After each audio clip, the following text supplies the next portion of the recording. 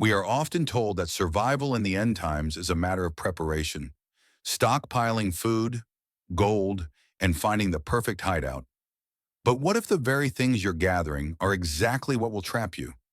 There is a chilling paradox at the heart of the Great Tribulation. The more you own, the easier you are to find. When the global grid activates, your resources become your anchors. To follow the narrow path of the remnant, we must move beyond physical prepping and master a much more radical strategy, the art of the systemic exit. You have been told for years that the mark of the beast is a chip, a piece of hardware, something physical you can see or feel. But what if I told you the physical mark is only the final signature on a contract that was signed long before? To understand why Jesus commands us to flee, you must understand what the mark actually is. It is not just technology, it is a language. It is a new way of defining who you are. Think about the world we live in today. Every part of your life is already being translated into data. Your bank account, your social media, your location, your health records, they are all being fed into a single stream. You are no longer just a human being in the eyes of the system. You are a series of numbers, a profile, a node in a global network. This is the foundation of the Antichrist's control grid.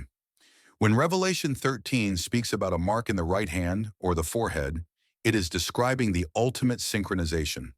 The hand represents your labor, your actions, your ability to provide.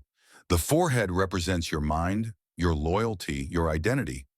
The beast is not just looking for a way to track your movements, he is looking for a way to own your definition of reality. When you accept the mark, you are not just taking a payment method. You are accepting a new operating system for your soul. In this system, your value is determined by one thing: your compliance. If you obey the system, you are granted access. If you dissent, you are deleted. This is the language of the beast. It is a reality where truth is replaced by data and where grace is replaced by a social credit score. In this digital tongue, there is no word for faith. There is only verification. This is why Jesus tells us to leave. This is why he says to run. Most people think they are running to find a better hiding place. They think they are looking for a cave where the drones can't see them. But there is a deeper reality here. When you leave the city, when you abandon the infrastructure of the system, you are performing an act of spiritual deregistration. You are choosing to exist in a space where the beast's language does not work. Imagine a world where everything is connected.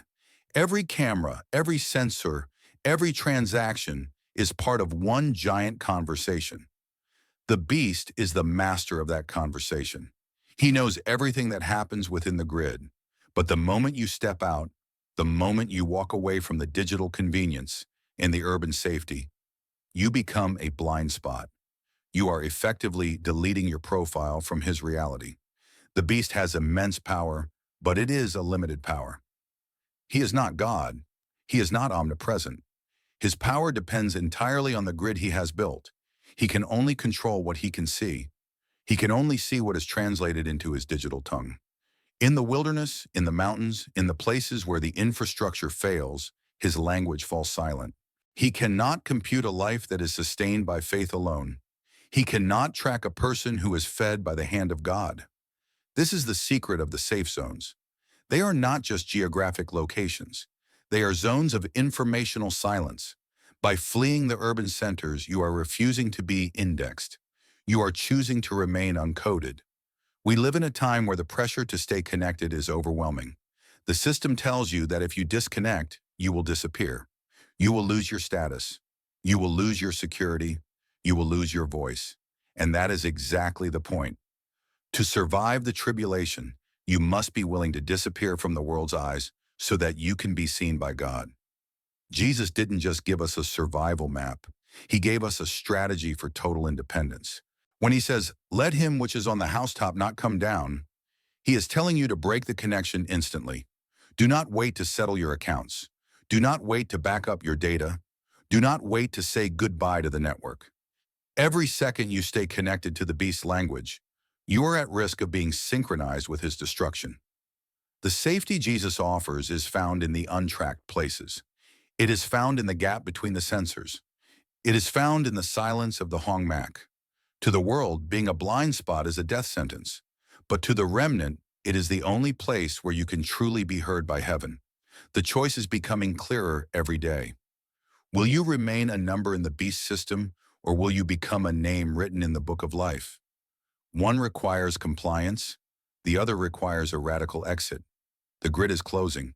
The language is being forced upon us. It is time to stop preparing to stay and start preparing to leave. You cannot hide within a system that owns your identity. You can only survive by stepping out of it entirely. You've heard the command to flee to the mountains. You've read the warnings about the wilderness. But have you ever asked why? Why does Jesus point us toward the most inhospitable terrains on earth to find safety? You might think it is purely a matter of divine intervention. You might believe God simply hides his people behind a supernatural veil. But there is a variable you have been missing. Jesus is the master of reality. He understands the infrastructure of this world better than the architects who built it. He knows that the Antichrist's power is not infinite. It is digital, it is electrical, and it is bound by the laws of physics. To understand the mountains, you must first understand the city. The modern city is a masterpiece of surveillance.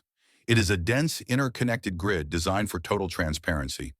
High-speed data, fiber optics, and a satellite for every square inch of pavement. In the city, your location is a constant stream of information. The Antichrist doesn't need to look for you. The infrastructure tells him exactly where you are.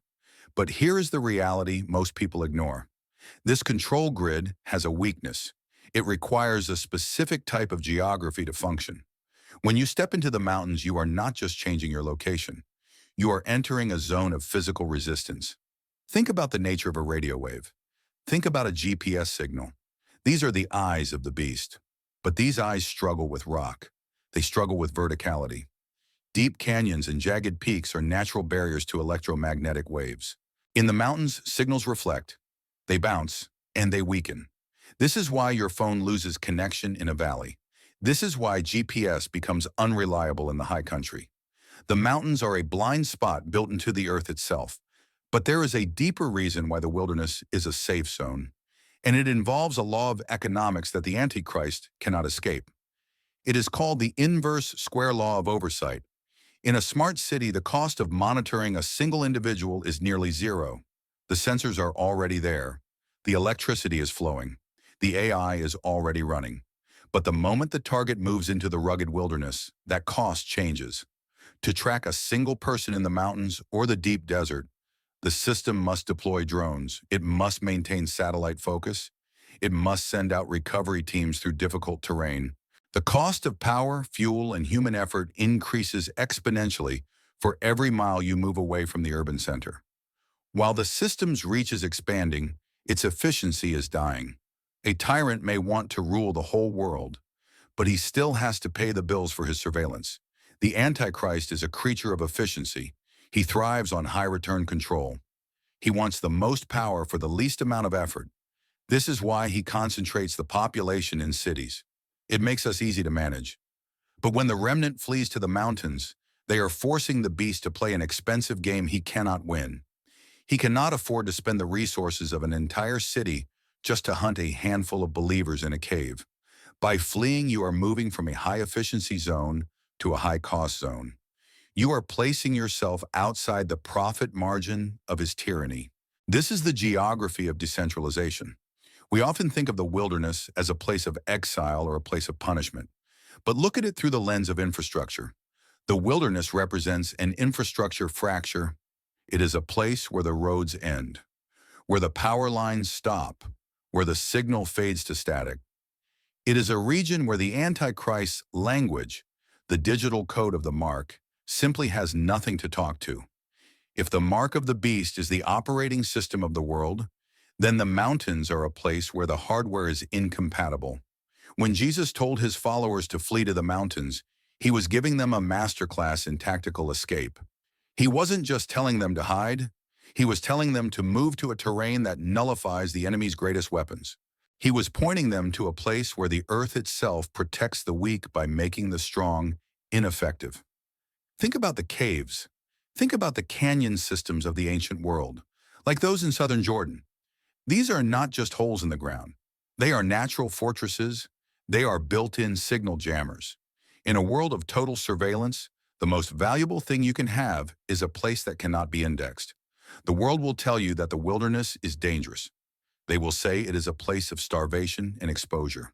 And they are right from a worldly perspective. But they are missing the hidden variable. The city offers you bread at the cost of your soul. The wilderness offers you freedom at the cost of your comfort.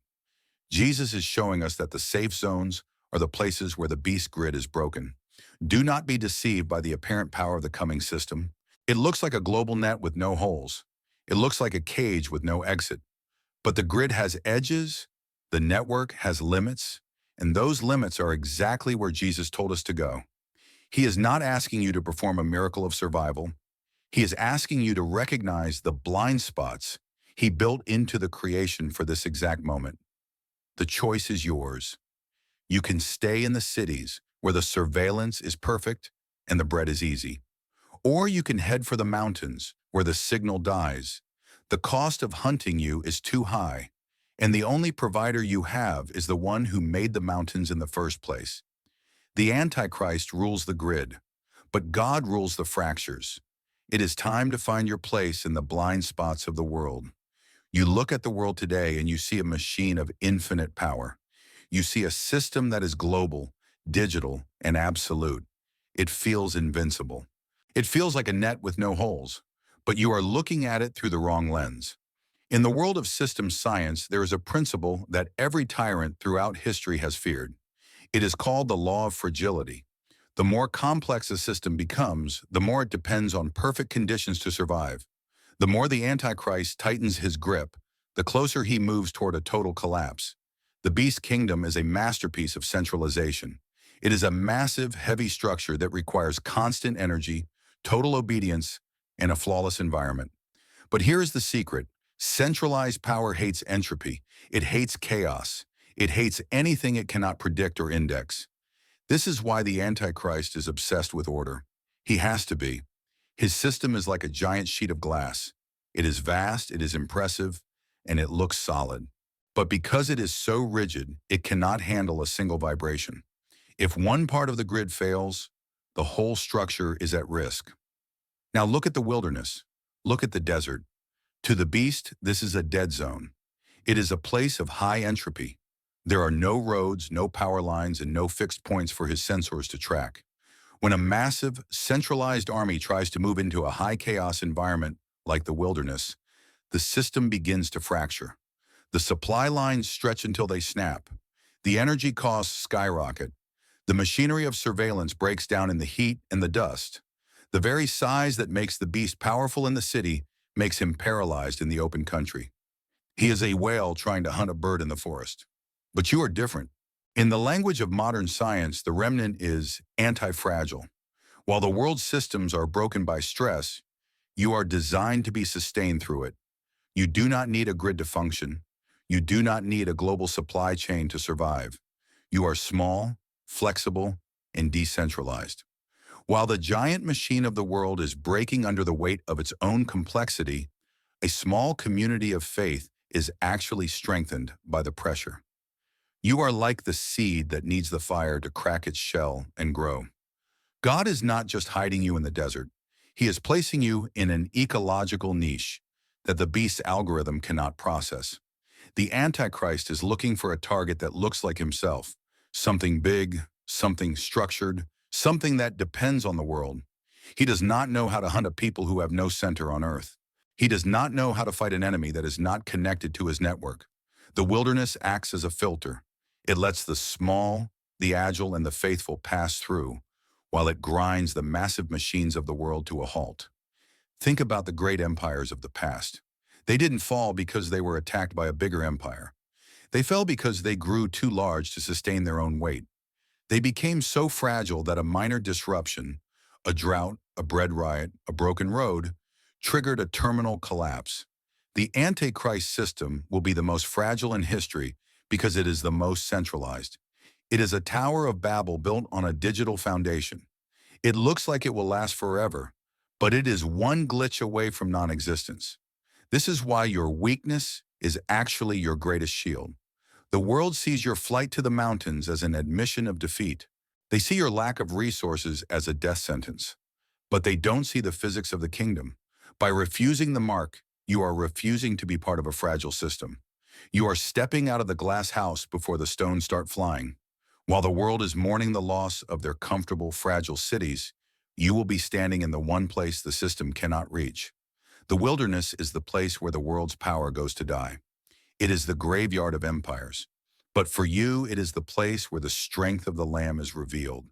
Do not fear the power of the beast. Fear the fragility of his system. The tighter he squeezes, the faster he breaks. The more he controls, the more he loses. You are not running because you are afraid. You are running because you are the only ones who know that the machine is about to shatter. Trust the wilderness. Trust the smallness. Trust the one who has already overcome the world. You have been told that survival is about what you can gather. You've been told that the more resources you have, the more gold, the more food, the more land, the safer you will be. But I am here to tell you that in the moment of the abomination, your assets will become your anchors. The very things you spent a lifetime building will be the chains that keep you within the reach of the beast. There is a law in behavioral economics that explains why millions of people will fail to run when the clock starts. It is called the sunk cost fallacy. It is a psychological trap that forces you to stay in a losing situation simply because you have already invested so much into it. And the Antichrist understands this human weakness perfectly. Think about your life right now. Think about your home, your career, your retirement account, your collection of belongings. These are your sunk Q costs. You have invested 30 years of labor into them. You have sweat for them. You have sacrificed for them. And because of that investment, your brain is hardwired to protect them at all costs. This is the hidden variable that determines who survives and who perishes. When Jesus says, "Let him which is on the housetop not come down to take anything out of his house," he is not just giving a physical instruction. He is giving a psychological command to break the sunk cost fallacy. He knows that the moment you hesitate to grab your documents or your jewelry or your supplies, you have already lost the window of escape. The strategy of the beast is not just to use fear, it is to use comfort. He doesn't need to put you in a physical prison if he can keep you in a grid of convenience. In the modern city, everything is designed to make leaving feel like a disaster. You have air conditioning. You have high-speed internet. You have a grocery store on every corner. To leave all of that behind, to walk into the mountains with nothing but the clothes on your back, feels like a death sentence to the modern mind. But this is the paradox you must master. The more you own, the lower your survival rate. Let me show you why this is a technical reality. In survival situations, the most critical factor is reaction time. If you have nothing, your reaction time is instant.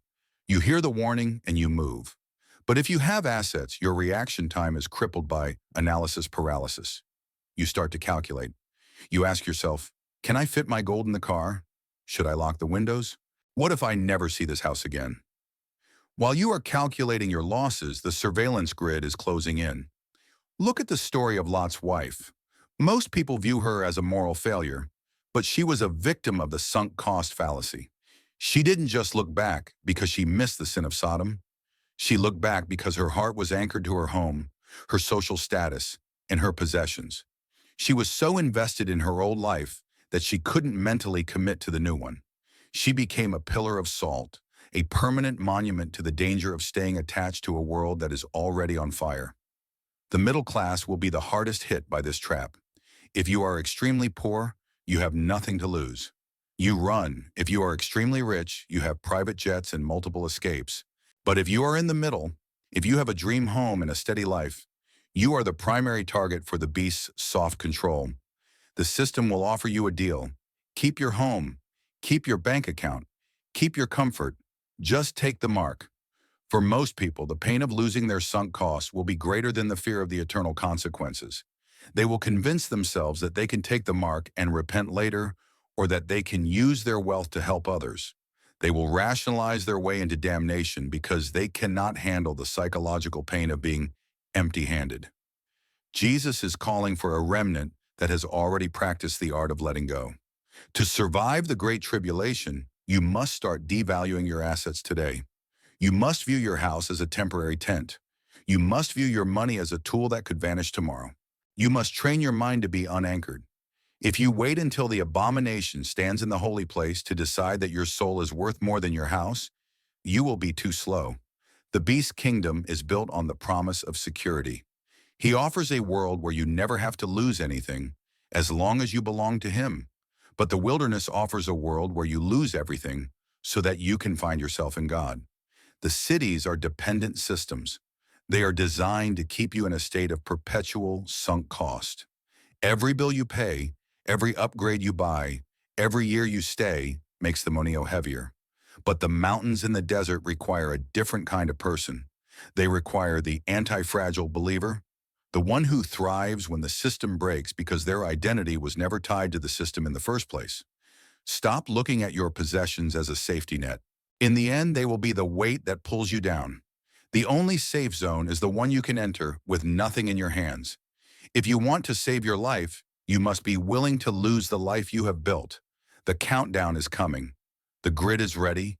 Will you be like the one on the roof who runs without looking back?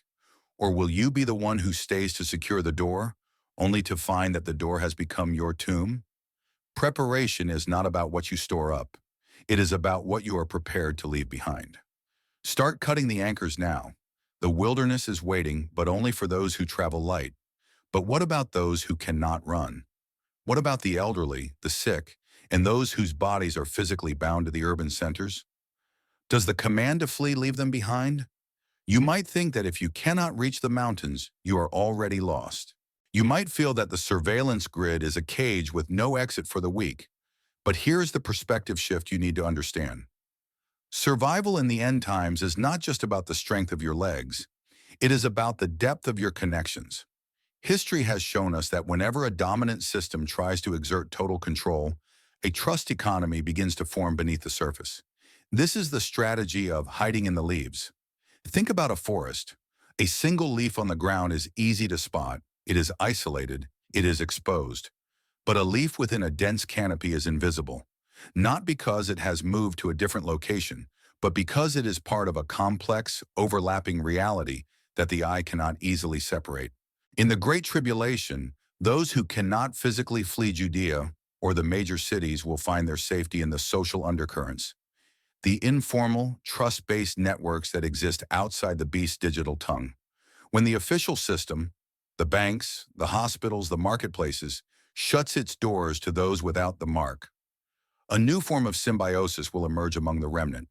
This is a decentralized, non-digital economy built on one thing: absolute trust. The beast thrives on isolation. He wants you alone. He wants you dependent on his grid for your every need.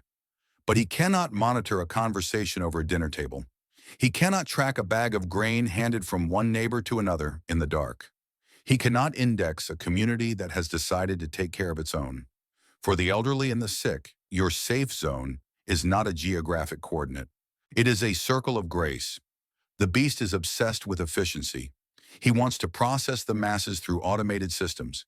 He doesn't have the resources to investigate every basement or every quiet gathering of 2 or 3 people. By refusing to participate in the digital economy, you are not just staying, you are disappearing into the density of human connection. While the system is looking for dissenters on social media or in the streets, the remnant is quietly sustaining one another through the power of local, invisible bonds. This is a different kind of resistance. It is the resistance of presence. In a world of total surveillance, the most radical act you can perform is to build a relationship that the system cannot verify. When you share resources without a digital transaction, you are creating a blind spot in the city itself. You are building a wilderness within the walls. This requires a level of courage that is different from the courage of the runner. It is the courage to stay near God and near each other while the world around you is being synchronized with the machine. The strength of the social undercurrent is that it is unmappable. The Antichrist can destroy a church building. He can seize a bank account.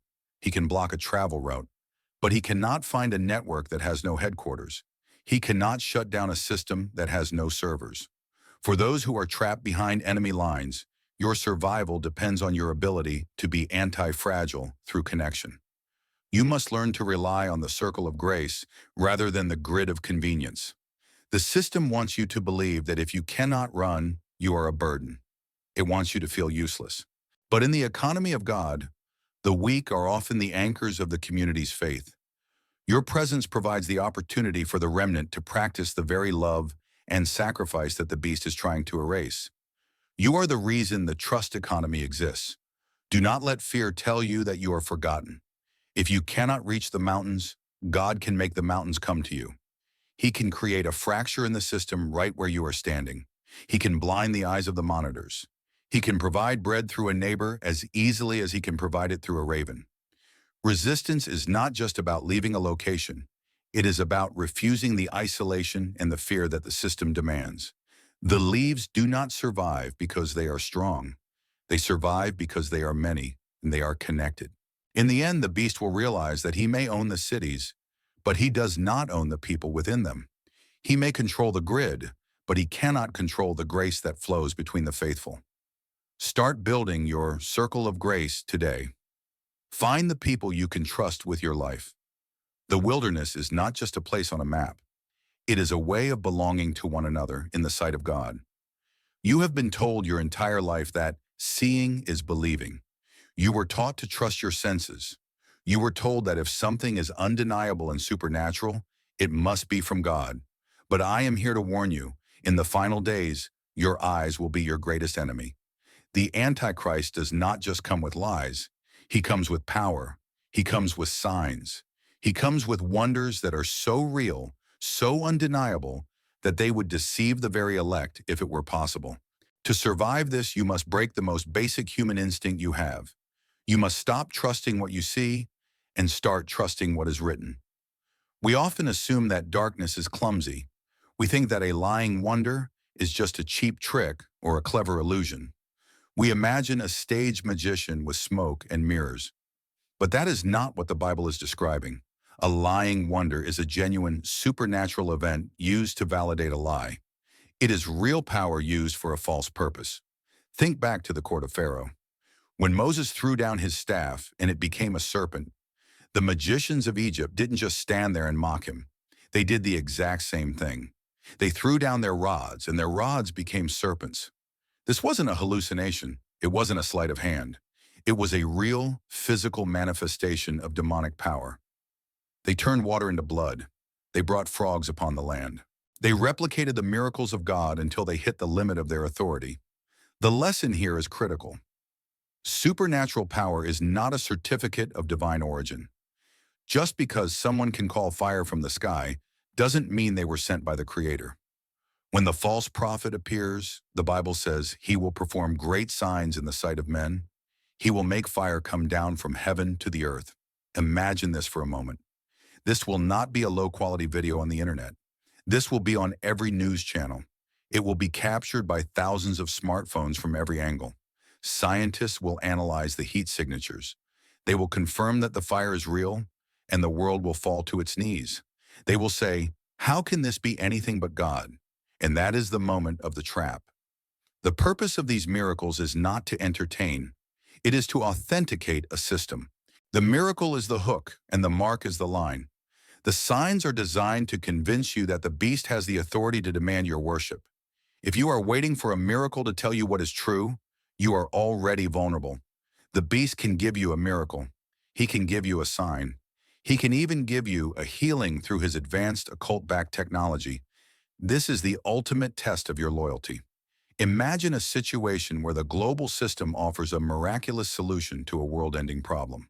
Perhaps it is a cure for a plague. Perhaps it is a supernatural way to end world hunger. Everyone around you is celebrating. They are calling it a blessing. But there is a condition. To receive this miracle, you must accept the mark. You must integrate with the grid. You must pledge your loyalty to the image of the beast. At that moment, your eyes will tell you that the system is good. Your heart will tell you that this is the answer to your prayers. But your Bible tells you it is a soul-destroying snare. You must understand that physical reality is a malleable medium for the enemy. He has been studying the laws of this world for thousands of years. He knows how to manipulate the elements. He knows how to play with your perceptions. If your faith is built on what you can see, touch, or feel, it is built on sand. The Antichrist will own the physical realm for a short time. He will control the fire, the technology, and the economy. The only thing he cannot control is the Word of God. The Word is your only safe zone in a world of lying wonders. It is the fixed point that does not move when the world starts shifting. When the fire falls from heaven, you don't look at the fire. You look at the text. If the one calling the fire is telling you to take a mark that God has forbidden, then the fire is a lie. Even if it burns your skin, even if it lights the sky, it is a lie because it contradicts the eternal decree. We are being groomed right now to trust experience over Scripture. We are taught to chase encounters and miracles without checking them against the written standard. Every time you value a supernatural feeling over a biblical truth, you are weakening your discernment. You are training yourself to be deceived. The remnant will be a people of the book. They will be so grounded in the written word that they could stand in the middle of 1,000 miracles and not be moved an inch. They know that the false prophet can replicate the signs of Elijah, but he cannot replicate the truth of Christ. Stop looking for a sign. Stop waiting for a wonder to confirm what God has already said. The warning has been given. The standards have been set. If a miracle leads you toward the beast, it is a weapon directed at your soul. In the end, it won't matter what your eyes saw. It will only matter if you obeyed the one who told you to flee. The fire is coming. The wonders are coming. But the truth is already here. Hide yourself in the word, for it is the only thing the fire cannot touch. Most people believe that endurance is a burst of heroic energy. They think it is a single moment of strength that suddenly appears when the world falls apart. But this is a dangerous assumption. If you wait for the Great Tribulation to find your strength, you will find only your weakness. In the original language of the New Testament, the word for endurance is hupomone. It is a compound word. Hupo means under. Meno means to stay or to remain. It does not mean to escape the weight. It means to remain fixed beneath it. You must understand the mechanics of this power. Think about a massive skyscraper built in a zone of frequent earthquakes. When the ground begins to liquefy and the air screams with the sound of shifting metal, that building does not survive because it is the hardest or most rigid object in the city. In fact, if it were perfectly rigid, the vibration would snap its core in seconds. It survives because it has been engineered with a deep, unmovable foundation and a center of gravity that never shifts. The building may sway, but its focal point remains locked. Endurance is not a muscle you flex. It is a structure you inhabit. In the coming days, the pressure to conform will be like a rhythmic vibration, shaking every part of your life. The surveillance grid will vibrate with threats. The economy will vibrate with hunger. The culture will vibrate with the demand for your worship. If your internal structure is built on willpower, you will shatter. Willpower is rigid. Willpower is fragile. But hupomone is supernatural stability. It is the ability to maintain your spiritual alignment while the entire world is being torn from its hinges. But here's the truth that most people ignore. You cannot build this stability in a crisis. You cannot wait for the abomination of desolation to appear before you decide to be rooted.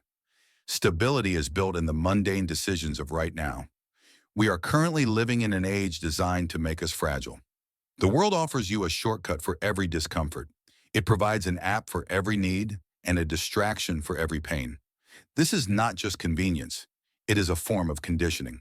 The system is training you to be soft. It is teaching you that the moment things become difficult, you should shift your focus to find the easiest way out. If you are trained to chase comfort today, you will be incapable of remaining under the weight tomorrow. Every time you choose the truth over a convenient lie, you are tightening the bolts on your foundation. Every time you choose to fast when you are hungry or to pray when you are tired, you are practicing hupomone. You are teaching your soul that the internal focal point, your relationship with Christ, is more real than the external pressure of your circumstances. You are training yourself to remain fixed. The beast system will not break you all at once. It will try to shake you until you lose your focus. It will present you with 1,000 rational reasons to compromise. It will whisper that staying under the weight is foolishness, when a simple yes to the mark would make the weight vanish. This is why endurance is about focus, not effort. If your eyes are on the storm, you will lose your balance. If your eyes are on the supplies you've lost, you will fall. But if your eyes are locked on the King of Kings, your structure remains stable. You do not fight the earthquake. You simply refuse to be moved by it. Jesus gave us a specific command: in your patience possess ye your souls. That word patience is hupomone. He is saying that by remaining under the weight, by refusing to shift your focus from Him, you actually take ownership of your soul. You take it back from the system. You take it back from the fear. You take it back from the beast. Do not pray for a life without weight. Pray for a soul that knows how to stay under it. The mountains and the deserts are physical safe zones, but hupomone is the internal safe zone. It is the fortress that you carry within you.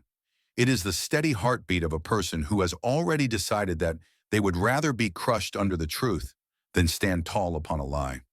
Start your training today. Turn off the noise. Reject the easy shortcut. Embrace the small discomforts for the sake of the kingdom.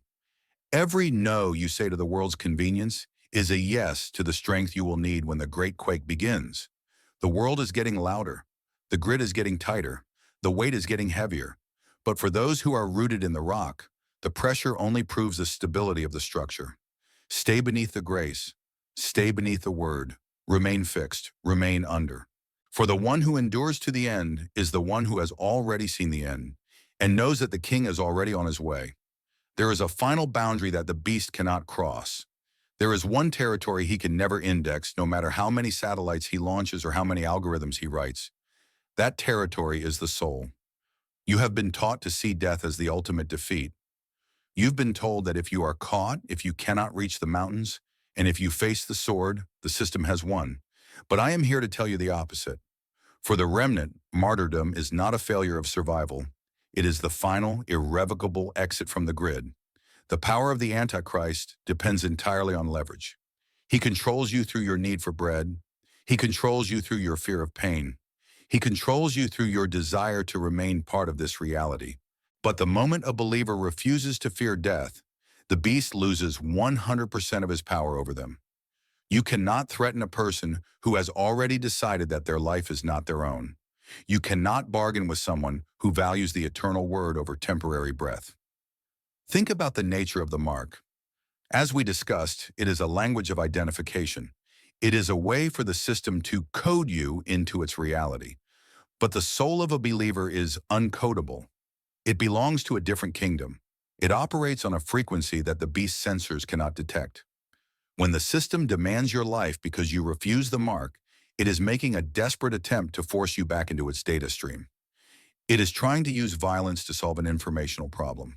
But here is the hidden variable. The soul cannot be identified by an algorithm. When the sword falls, the system doesn't gain a subject. It loses a node. The connection is severed forever. In that moment, you are not just dying, you are deregistering. You are stepping out of the beast's language and into the presence of the one who spoke the stars into existence. To the world, this looks like a tragedy. To the monitors in the city, it looks like a deleted profile. But to heaven, it is the ultimate victory. We must stop looking at martyrdom through the lens of the victim. We must see it through the lens of the conqueror. Revelation 12:11 says, "They overcame the dragon by the blood of the Lamb and by the word of their testimony, and they loved not their lives unto the death." Notice the order.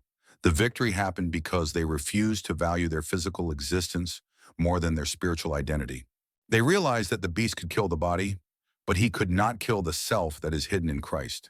The system is built on the assumption that you will do anything to stay alive. It assumes that your physical survival is your highest priority. This is the logical error in the Antichrist plan. He does not understand a people who find life in death. He does not understand a community that sees the end not as a barrier, but as a door. This is the final safe zone. It is the zone where the grid completely fractures. If you find yourself behind enemy lines and the mountains are too far and the wilderness is out of reach, do not think God has abandoned you. He has simply provided you with a different way out. You are not a leftover. You are a witness. Your refusal to be coded into the system is a testimony that will ring through eternity. The beast can seize your bank account. He can take your home. He can even take your head. But he can never, ever take your soul. Because your soul is not a piece of data. It is not a number. It is a breath from God that is returning to its source. Do not be afraid of the one who can only destroy the temporary. Fear the one who can preserve the eternal. When you lose the fear of the final exit, the cage of the beast disappears. You are already free. You are already victorious. The system is closing, but for the faithful, every door, even the door of death, leads straight to the throne of the King of Kings. You look at the grid today and you see a cage. You see a system that seems to have captured the very fabric of existence. You see an infrastructure that monitors every breath and indexes every action. It feels permanent. It feels like the final chapter of human history. But I am here to tell you that every cage has a key and every shadow has a deadline. The darkness you see right now is not a permanent state. It is a temporary distortion, and it is about to be corrected by the ultimate authority. When Jesus Christ returns as the King of Kings, he is not just coming to dismantle a corrupt government or to win a physical battle. He is coming to restore reality. For 3.5 years, the beast will try to impose a language of lies upon the earth. He will try to code your soul into his digital ledger. He will try to tell you that your value is a number, your loyalty is a transaction, and your life is the property of the state. He wants to replace the logos, the divine word of truth, with a digital tongue of absolute control. But when the word of God speaks from heaven, that entire system of identification will vanish like smoke in a hurricane. Think about the blind spots we have discussed. Think about the mountains where the remnant hid and the deserts where they were sustained. To the eyes of the world, these were places of lack. They were infrastructure fractures, regions where the beast's power simply failed to reach. But in the light of Christ's return, these places will be revealed as something far more significant. They were not just hiding spots. They were the first patches of the new earth. They were the templates for a world that does not need a grid to survive. Scripture tells us that the wilderness and the solitary place shall be glad for them, and the desert shall rejoice and blossom as the rose. This is not just poetic language. It is a description of the restoration. The very terrain that protected you because it was untracked by the beast will be the first to be transformed by the glory of the King. The mountains that jammed the enemy's signals will become the high altars of the new creation. The blind spots that the system could not index will be filled with a light that no algorithm can compute and no sensor can diminish. Every fracture in the beast grid was a place where the kingdom of heaven was already breaking through. When the King returns, the infrastructure of control will not just be broken, it will be rendered meaningless. The currency that demanded your soul will be worthless. The surveillance that tracked your movement will be blind. The language that redefined your identity will be forgotten. The beast used data to categorize you, but Jesus uses truth to set you free. This is the restoration of the original language, the language of truth. In the kingdom of Christ, you are not a node in a network. You are not a profile in a database. You are a child of the living God. Your name is not a number. It is a word spoken by the Creator. The definition of who you are will no longer be forced upon you by a machine or a social credit score. It will be revealed to you by the one who knew you before the foundation of the world. The beast system is a counterfeit reality. It is a temporary overlay placed upon the earth to deceive the nations. But the King is coming to peel back that overlay. He is coming to restore the original operating system of creation, one built on grace, on presence, and on the unmediated glory of God. In that day, there will be no need for safe zones, because the entire earth will be a sanctuary. There will be no need for hiding places, because there will be nothing left to fear. But here is the final call, and it is the most important thing you will hear today. You do not have to wait for the sky to open to begin your exit. If the King is coming to destroy the system, why are you still building your life within its walls? If the mark is a language of lies, why are you still speaking his tongue? To be a part of the remnant is to live as an exeter right now. It is to look at the comforts of the grid and see them for what they are, distractions from the glory that is coming. Jesus didn't just tell you to flee Judea. He told you to flee the mindset of the world.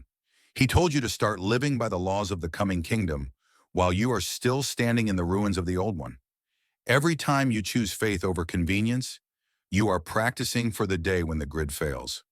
Every time you choose the word over the wonder, you are aligning yourself with the restoration. Every time you refuse to be defined by the system, you are claiming your place in the kingdom to come. The grid is closing, the surveillance is tightening, the language of the beast is being forced upon every nation, but the king is already at the door. Do not spend your final hours trying to secure your place in a falling tower. Do not try to bargain with a machine that is destined for the lake of fire. Spend your time in the wilderness. Spend it in the mountains. Spend it in the Word. For the wilderness is where we meet Him, and the mountains are where we see Him coming. The system is a lie. The King is the truth, and the truth is coming to take you home. Prepare to leave. The restoration has already begun.